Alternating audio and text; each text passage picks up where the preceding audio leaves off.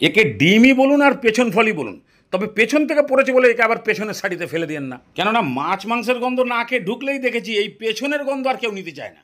তবে যতই পেছনে পড়ে থাক, তুলে নিয়ে এসে খালি এইভাবে ট্রিটমেন্ট করুন, রাষ্ট্রপতি খেয়ে নোবেল পুরস্কার দিয়ে চলে যাবে। আর ঝামেলাও তো সেরকম কিছু নাই, সেদ্ধ করে ছোকলা ছাড়িয়ে মাঝখান দিয়ে খালি 2 আধখানা। এবার এই যে কায়দা, এটাই এই রেসিপির টেস্টের সব থেকে বড় ফায়দা। 5 টাকার ডান্ডা শুধু ধনেপাতা, 2টো টমেটো, ঝাল অনুযায়ী কাঁচা শুকনো লঙ্কা, 1 ইঞ্চি মতন আদা আর একটা রসুন, বেশ খানিকটা জল দিয়ে এবার খালি ফুটিয়ে সেদ্ধ করুন। টমেটোর ড্রেস খুলতে শুরু করে দিলেই আপনি টেনে খুলে দিন, তারপরে নামান, ঠান্ডা করুন আর জল ছেঁকে পিষে ফেলুন, জলটা পরে কাজে লাগবে। এবার কড়াইতে 2 চামচ মতন সরষের তেল ভালো করে গরম করে নিয়ে দিয়ে দিন ডিমগুলোকে। দূর এক এক করে দিতে গেলে সময় বড্ড বেশি লাগছে, সব ঢেলে দিন। আর ঘরেই তো খাবেন, কম্পিটিশনে থরি নিয়ে যাবেন যে খুলে গেলে প্রাইজ দেবে না।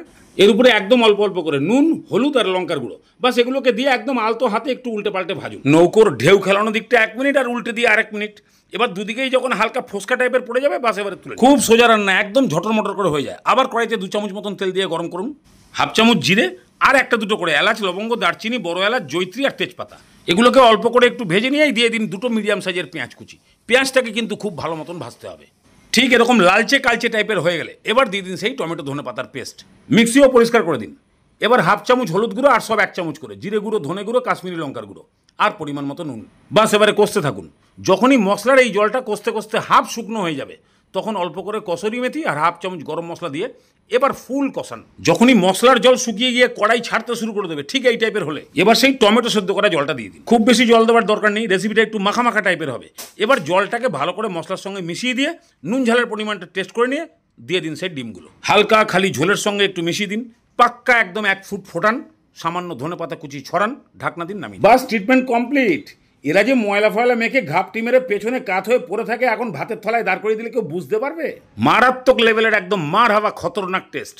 মেখে মুখে একগাল মুখে দিয়েছে কি মনে হলো যেন পরমাণু বোমাকেও ফাটিয়ে দিল নাকি মুখের মধ্যে। টেস্টের চোটে জিপ ফিপ তো সব অসার হয়ে ভেন্টিলেশনে চলে গেল মনে হয়। এত টেস্ট হবার কি দরকার ছিল, মানে কি বলবো। প্রতি গ্রাসে ডিমের ফ্লেভার তো আছেই, তার সঙ্গে সঙ্গে টমেটো ধনে পাতা সেদ্ধ করে দেওয়ার যে গ্রেভি, ওপর থেকে আবার কসুরি মেথি গরম মশলার ফ্লেভার, মনে হচ্ছে যেন অনেকদিন ধরে আটকে থাকা ডিএটা পেয়ে গেলাম বোধহয়। মারাত্মক লেভেলের টেস্ট।